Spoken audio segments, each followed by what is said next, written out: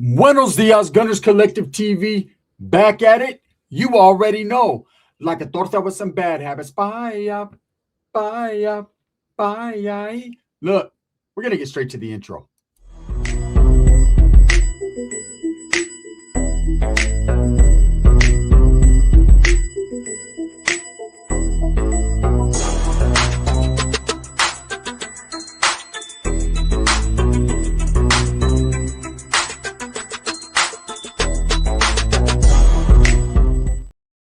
Welcome back to the channel, and if you haven't already hit that like and subscribe button, make sure you go ahead and do that. Put your notification bell on all so that way you're directing the direction of the dope content that I stay kicking, and I appreciate the support, man. I'm very humbled by it, right? So there's been this thing going on ever since that dude Spider from Salinas did his interview. He told a story, and now social media is on fire. Everybody is giving you their perspective, putting in their 2 cents, telling you how they feel about something he mentioned in that video. Now, the topic of discussion in that video was basically a high-ranking Norteño from Salinas, the city of Salinas, and what it was like growing up in the city of Salas, also what it was like doing time behind them walls. Now, I've told you guys in several videos, every story is different. It could be me and my own carnal, me and my own brother, on the same fucking yard, and his story is not going to be my story. So does that make any story a lie or a truth? Absolutely not. To each their own. Everybody's going to tell the story the way they tell it. They're going to see it from a different side, a different perspective. Now, of course, like I said in my prior video about this situation, no one is going to take the L. You're very rarely going to see anyone on social media bragging about elbows, macho mans, right? You're not going to see people out there saying, oh yeah, I got my ass kicked, I got my ass whipped. I think myself and maybe 1 or 2 other content creators are the only ones willing to accept defeat, willing to keep it real and say, you know what, hey, you can't win them all. Because in reality, as a human being, as a former gang member, as someone who really lived that life, there was plenty of times I got my whole mascara cracked open. You know, if you thought the enemies and the adversaries weren't worthy, you're truly, truly mistaken, because they obviously and actually were. They were certified, rectified, and verified, right? They were definitely worthy. You know, I was the type of individual myself that would not even go on the yard and get at someone unless I knew they were worthy of the cause, worthy to be called an enemy. You always want your enemy at their greatest point. So that way, when you do achieve victory, if you're able to achieve victory, you did something. Okay, you don't want to be a bully and take advantage of the disadvantaged, right? You just don't want to do that. There's no gangster brownie point in that. You know, in fact, your people are your own people, because usually everything that's done to you is done to you by your own people and by your actions. They're going to start looking at you like you're a poop butt. Oh, yeah, you're hardcore to dudes that can't defend themselves or dudes that ain't really with the business. But when it comes to motherfuckers is really about that fucking that gunplay or that knife play, then you run. Cowardice acts, right? Anyways, this guy Spider from Salinas did actually a good interview. I rewatched it just to make sure everything that I said in this video was pura. And I could tell you there's one incident that he talked about that has division going. It has black and brown division written all over it, right? It has a lot of people on the internet making videos discussing whether they're black or brown. They're divided based upon the story he told. Now, the story he told was about 4 Norteños, himself and 3 others, and how they were on a particular yard. And on that yard, at that time, the Norteños and the blacks were going at it. Now, let me explain to you. See, the harsh reality is the California prison system is divided amongst gangs and racial lines. Okay? There's really only one group that divides themselves racially. And that'll be the woods, brother. The whites, right? Because what's that old school saying? If it ain't white, it ain't right. And I'll skin that, brother, right? The whites do segregate themselves based upon ethnicity and racial lines. That's the truth. Brothers don't do that. Brothers are either Crips, they're Bloods. Some of them are even Norte thugs, right? They got the you know what I'm saying? The Crips, the Bloods, the, what do you call it? The Bay Area cats, the Kumis. You know what I'm saying? You got the Muslims, the non-affiliates. They're brothers, man, but they're not oh, we're black, so we just got to stay together. Nah, they're doing their own thing according to their gang. They're more into the street gang mentality. If you're Crip, you're Cripping with the Crips, right? If you're Crip, you're Cripping, right? And if you're a blood on Paru, you're kicking it with the Parus and the Bloods. And then, of course, you'll have some association or affiliation with the Kumis and the Parus, and that's just how it is. It does what it does, man. Everyone is politicking. And however you follow on that line of politics is who you kick it with. Now, it seems to be a misconception with people who have never been behind those walls that everything is racially divided and everybody is racist towards the other group. It's not like that. There's actually a lot more respect on them yards between other ethnicities just based upon nobody wants to fuck up the program. It's not because anybody's scared of anybody, because there's not one man on that yard. I mean, there might be some men that got some underlying fucking shit going on, but there's not a man on that yard that's going to show face a scary face on that yard, because that could be detrimental to his safety and security from his own people, his own folks, right? So what's going to happen is you got a whole bunch of killers and thugs on that yard that are a part of a certain group, and they understand that that guy across from them, he might not look like him, he might not act like him, he might have grew up a little bit differently, but they're all from the same realm of criminality, right? They all are in prison together. So when you have neighbors that are doing time just like you're doing time, no matter what color they are, what pigmentation of skin, what their racial beliefs are, what their, you know what I'm saying? You got to treat them with respect because they affect what you got going on, you know? And so everybody, you got to live together. You got to live together, Craig, so you can fight another day. It's just what it is, right? This man, Spider, told a story that at the time he was at this particular prison, the Nortenos and the blacks were going at it. Now, that's not a racial thing. Just so let's get that right off the bat. Anyone who says, oh, Mexican and black, no. It's one group or gaggle or gang, being the Norteño cause, the Northerners, and the brothers, right? Now, I don't know if it was the Kumis. I don't know if it was the Crips. I don't know if it was the Bloods. But usually when it's one particular Mexican group, like the North or the South or the Bulldogs or whatever the case may be, they're usually going at it. You know, if it's the Southerners and Dogs, they're going at it with all the blacks. They're not going to pick and choose who's who they got beef with. They're just like, fuck it. Everything black moving. Let's go. And that's how the brothers feel as well. The North is a little bit different because there's a little bit more of a coexistence with Norteños, a loose alliance. They function on the same side of the yard. There's always been that brotherly love right there. That is what it is, that black and brown shit, right? And so with that being said, the Norteños will limit it to a certain particular group of brothers, right? Now, that doesn't mean other brothers won't jump in to back their peoples, because they will at certain times. But there's been plenty of incidences that I've seen where Norteños are going at it with just the Kumis, the Bay Area cats, right? Or they're going at it with just the Bloods, or they're going at it with just the Crips from LA, you know, the Southern California Crips, or the NCs, the Northern California Crips from Sac and Stockton and Merced and Modesto and shit like that, right? And the Garden Blocks from Sac and all that. So with the Norteños, it's usually limited to one particular group of brothers. But according to this guy Spider, right, it's his story that 4 Norteños went out into the yard and they got rushed by 100 blacks, and they were able to survive and sustain that. So there's a lot of people saying that basically he was either putting salsa on the tacos, a lot of crema, right? He was either lying, or he was exaggerating the circumstances, whatever the case may be. 4 Norteños on a yard. Let's tell a story. Myself and 3 others active at the time, right? Now, this is just for instance. And you must present yourself on that yard. I don't care if your adversaries are 1,000 deep. If you're about your business, even knowing you're facing death, even knowing that you're facing a mountain you are got to climb that you probably won't make it over, you still must go to the yard, because you're going to face certain death and repercussions that are pretty much the same if you don't go to that yard. So you're like fucking stuck between a rock and 100 black dudes, right? And it's up to you, whatever you want to do. But you're going to go out to that yard. You're going to represent your cause, plant your flag, and let everyone know, hey, even though we're beefing with you guys, we're here. The brothers will do it. The Woods will do it, brother. Hey, when I talk like that, some whites get mad, some like it, right? It is what it is.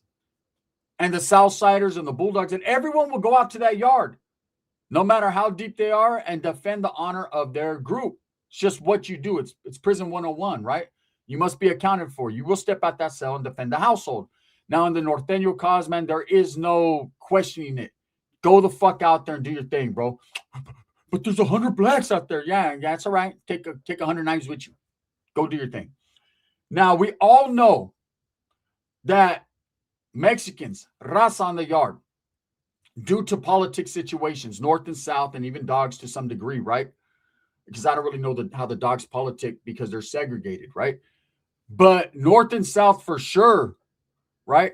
On those 180 yards and even some of those level 3 yards, they will be strapped up. It's pretty much a mandatory thing. I'm not saying they have it at them on all times because I'm not telling like that, right? But I'm going to say there's definitely a situation where if you're on the yard, and especially if there's tension, it's guerra, it's wartime, there's animosity between you and another group, and not racially, but just any group, right? You're going to have something on you. If you're Mexican, it's just mandated, right? It's part of the politics. No hands-on policy. It's all knife play. And the brothers know this, right? And that's not to say the brothers ain't got straps out there too. They got things out there too. But at the same time, it's not a mandatory thing for them. They're not obligated to go out there and say, hey, you gotta hoop a knife, or you gotta have a knife in your possession. You got to, right? There's no rules that says they have to do that. There's not even a rule that says they have to participate. Now, I'm sure, they got other homeboys from their neighborhood or homeboys that they fuck with that are gonna hold them accountable. Like, hey, bro, where were you? You seen them 3 essays up on my shit, right? So, but they're not mandated by politics that they have to go, right? But, they got homies that are going to talk to them and feel a certain type of way. Some dudes are going to be able to wiggle and get away, and some are not. With the Mexican groups, you're not going to be able to wiggle and get away at all. If they see you bow down, take a knee, or not participate, you're going to get participated on the next time they come off lockdown. That's 100% fact. You're going to get politicked on the whole time that you guys are in the hole, and as soon as you come out, you're going to get sliced up. You're going to get metal in you. And you know that. So that gives you the energy and the adrenaline and the amino acid pill to go out there and handle your fucking business, right? It's kind of like a situation where you're under the gun. Not only are you under the gun of the tower, you're under the gun of your own people. And it's consistently like that. It never stops. You think motherfuckers go in there, want to roll their mattress up and bust down all day and eat only certain amounts of foods and participate in hunger strikes and do all this and that? Well, that directly affects them in the negative? No. But they understand if they don't, they're getting stabbed. And that's just it. So they're going to do it, right? So you got 4 Norteños, myself and 3 others say, right? We're not even going to put Spider in this situation, even though it was his story. And there's 100 blacks on that yard. Would we be able to overcome that? My observation, my perspective is fuck no. We talk about 100 brothers, right? From various different situations and cities. You got LA, you got San Diego, you got Stockton, you got Sacramento, Oakland, Frisco, Richmond, and on back, right? Every city, every different mindset. There's brothers over there, just like there's Mexicans on that yard that don't care for the particular other group. Maybe racially motivated, maybe not, but they just don't fucking like them. Maybe they've had some instances where they got chunked out, stabbed, stomped out, and they just don't like a motherfucker. They were raised that way. They were indoctrinated and educated to hate anyone else that's not their ethnicity. So you do have that. There is some racial buildup there, right? And then you have dudes that ain't really tripping on that, but it's just, hey, if the funk is on, it's on. They're gang members. It's just what it is. This is prison, homie, right? And so with all these different mentalities, and you guys 4 are going to be coordinated and stick to the script. Now, according to old boy Spider, their back were against the wall when 100 blacks, they were able to fend off and basically escape this treacherous situation of 100 brothers versus 4 Norteños, right? Now, that was his story. If he was able to survive, cool. Did he win? Because people are twisting the story of like, hey, he's saying that they 4 Norteños beat 100 blacks. I ain't never seen nothing like that happen. Never heard about nothing like that happening. Don't think that would happen. Now, I understand when you're getting jumped by a whole bunch of people and a whole bunch of people are rushing you, it's hard for everyone to get you, especially if you have knives defending yourself, because a lot of people are they're gonna hesitate a little bit. But they're gonna overwhelm you with sheer numbers. There's gonna be dudes that are willing, they got their jackets on, they're jacketed up, they're willing to take that initial push to get on you. And once they got you, they get you. They get you, they got you, right? That's a fact. They're gonna get off where they're mad at. Guard! You better. You better. So in any logical world, in any real world, I don't see 4 of anybody defending themselves against 100 of anybody. Now, 4 Norteños, myself and 3 others say, right? We're not even going to put Spider in this situation, even though it was his story. And there's 100 blacks on that yard. Would we be able to overcome that? My observation, my perspective is fuck no. We talk about 100 brothers, right? From various different situations and cities. You got LA, you got San Diego, you got Stockton, you got Sacramento, Oakland, Frisco, Richmond, every different mindset. Was it racially motivated? Is it any cause this story for racial divide? Do people feel offended because this man mentioned the blacks? Well, I'm going to mention this to you guys. The moment that you give a label to these different ethnicities and you pit Mexicans versus blacks, it does leave a sour taste of a racial situation in people's mouths. It does. Even if you don't intend it to be that way, it leaves that imprint on people. Because when they think black versus brown, and even though it's prison related and politic related and probably has nothing to do with the color of your skin, nothing usually does in prison. 9 times out of 10, it's all about disrespect or debt or just any old other thing, right? The last thing it ever is about because you're black and I'm brown, right? I'm telling you, motherfuckers don't give a shit about that. There ain't dudes walking around in prison really caring about that. There, like I said, there might be some underlying tension and some dudes that do, but they're not going to say it because their own people's going to be like, man, go on ahead with that bullshit. Most dudes are not racial. Okay. So, or they don't even got no prejudices. That's more of the word prejudice, right? They're just not tripping. They grew up with essays or Mexicans grew up with blacks and it's just never been, they weren't raised that way. You know, they're just in prison and there's a fucking line that you must not cross. And it just is what it is. Now, when it gets to eating after people and selling up with people and all that, yeah, that does seem a little bit racial. And that happens on both sides of the aisle. There's brothers that I ain't going in there with that Mexican. I ain't fucking with that essay, right? I'm selling up with my own people. And then there's Mexicans that are saying the exact same thing. So who's in the wrong there? They're just doing according to what they know to do in prison, right? But the moment that you say black versus brown or anything, that does set off racial alarms or prejudice alarms in people's heads. That's just a fact, right? Do I think this guy was saying that 100 Nortenos will beat up 100 blacks? I mean, 4 Nortenos will beat up 100 blacks every time? No, that was just a situation that he said he was involved in and that they were able to survive. Never once did he say that they won or they fucking had they beat everybody up and nah. Okay. The fact of the matter is, I don't care if it's 4 Southsiders. I don't care if it's 4 Northerners. I don't care if it's 4 Woods. I don't care if it's 4 others. I don't know, though. Them Samoans are different, though. Keep it real. Them motherfuckers might beat 100 everybody. They might beat the whole yard up, right? Asians they'll be like, no, motherfucker. Hey, fuck that. Bunch of Mr. Chows out there trying to get off where they're mad at. Look, I'm telling you guys right now, 4 of nobody is beating 100 of anybody. And that's just the truth. Okay? Because we're talking about 100 men, grown men. Doesn't matter if they're black men or white men or brown men. None of that fucking matters. People make it about race. It's not about that. You know, and I feel the brothers, man, on their disrespect saying, man, why you got to say like, the 4 Mexicans could beat 4 brothers? Well, you never know who could beat up who. You just never know. But being analytical and being fucking real, come on now, man. 4 people ain't beating up 100 of anybody. Ain't 4 brothers beating up 100 Mexicans. Ain't 4 Mexicans beating up 100 brothers. None of that. So was his story kind of fake? Was there a lot of fakery going on? I don't know. It's his story, man. I'm not going to disrespect that man and say that his story, was false. But for everyone that's saying it was racially motivated and trying to make a racial thing out of it and making a big deal, like that's just another instance of division of people picking at little shit, nitpicking. But I get it. I do get it. Because the brothers is feeling some type of way about it. They're like, every time a Mexican tells a story, they always are beating the blacks. Right? Am I right? Not me. You know what I'm saying? I don't even think if I ever beat a black. I'm just going to be honest, right? The motherfuckers, they be hitting hard. Just the truth, right? And nothing but the truth. So my perspective on it was, I don't believe that he ever intended the story to be a racial thing. He was just telling you one of his stories of many, I'm sure. Because 9 times out of 10, when you hear stories with Northerners, Nortenos that were locked up, it's usually a North versus South thing or a North versus white thing. The majority of it's going to be North versus white. Because the North and South rarely happens. I'm telling you guys, in the prison, now even less more than often because you got the end of hostilities. But back in the days, it was more of Northerners with whites getting off. For some reason, it just was like that. Just like it was Southerners and whites getting off. You very rarely seen blacks and Southsiders getting off. For as much people that believe that Southerners hate blacks and blacks hate Southerners, and there is some tension down there. When you're around a person a lot, especially in Southern California, there's going to be some shit, right? It's going to be drama. There's going to be hoods that don't see eye to eye. There's going to be racial tension. There's going to be prejudices. Yes, there is. That's just a fact, right? Whereas in Northern California, there's never really been that much. It has been beef between black and brown, but it never was beef because they were black and brown. It was beef because you fucked my old lady. You know what I'm saying? You don't rip their walls apart. Now, what do you expect me to do, brother? Shit, man. I feel like Adam in this motherfucker, minus the weird charges, but I feel like Adam and oh boy, he's going to box. You done tore Lena up. What do you expect me to do with that shit now?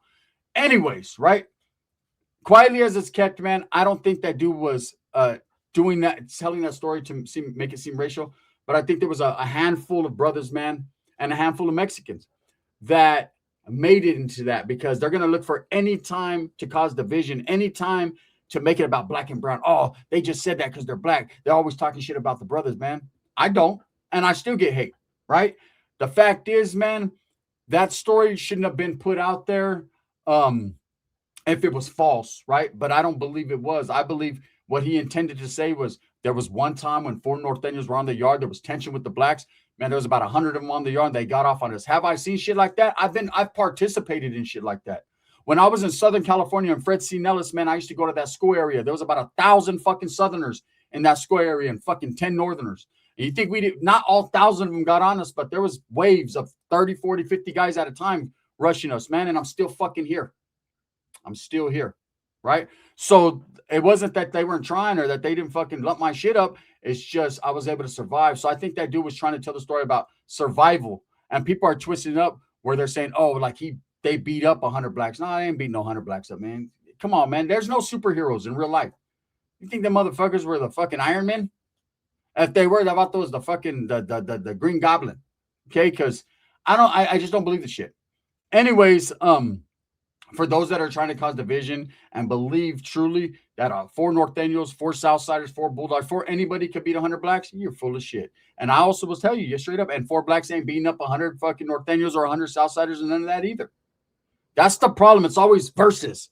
Hey, can this group, can that group, can that? Why don't y'all motherfuckers band together, bro, and realize the K9 got the gun pointed at all of you? I'm just saying. Let me know what you guys think. That's my perspective on it. You know, I'm not going to disrespect Spider and say he lied.